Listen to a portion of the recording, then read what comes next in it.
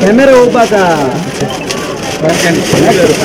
వెనకే ఉన్నా వెనక్కి నా మొబైల్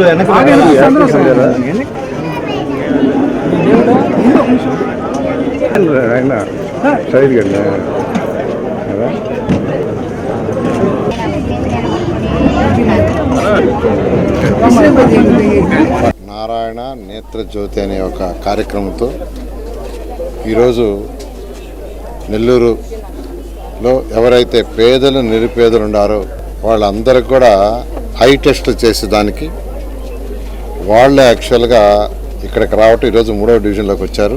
ఇదే విధంగా సర్వేపల్లి కెనాల్ కట్ట, పెన్నా కట్ట, జాఫర్ కెనాల్ కట్ట, అదేవిధంగా గాంధీ గిరిజన కాలనీ, దీన్ దయాల్ నగర్, ఇలాంటి ఇంకా అనేక ఏరియాలో పేదలు నిరుపేదలు ఉన్నారు.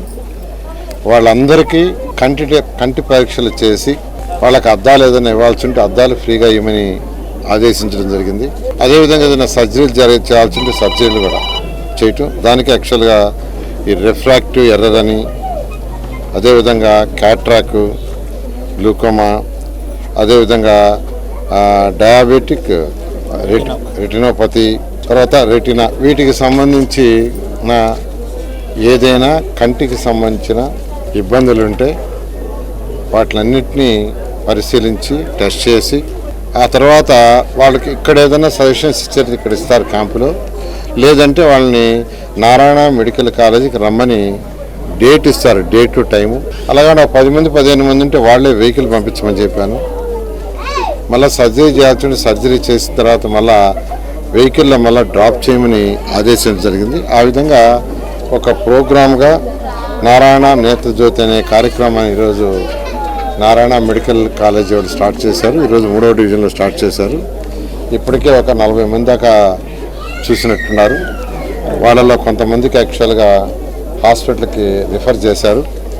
ఎందుకంటే ఇక్కడ కొన్ని పరీక్షలు చేయగలరు. ఇక్కడ చూడగలిగింది కొంత ఎక్విప్మెంట్ తీసుకొచ్చి చూశారు, కొంత ఎక్విప్మెంట్ అక్కడే ఉంటుంది.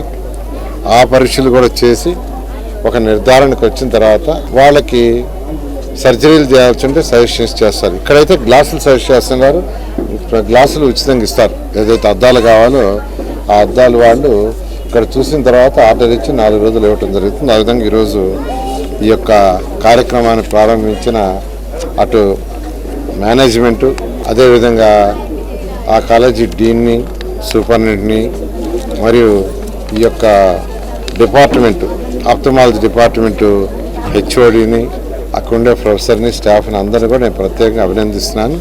దీన్ని సక్సెస్ఫుల్గా చేయాలని, దీన్ని అందరూ కూడా పేదలు నిరుపేదలు సద్వినియోగం చేసుకోవాల్సిందిగా రిక్వెస్ట్ చేస్తున్నా.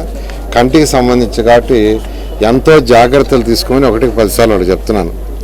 కంటికి సంబంధించింది కాబట్టి ప్రతి ఒక్క డాక్టర్లందరూ కూడా చెప్పాను, ఎన్నో జాగ్రత్తలు తీసుకొని హైజీనిక్గా చేయండి, ఎటువంటి ఇబ్బంది లేకుండా చేయమని. దీన్ని అందరూ కూడా సద్వినియోగం చేసుకోవాల్సి కోరుకుంటున్నాను.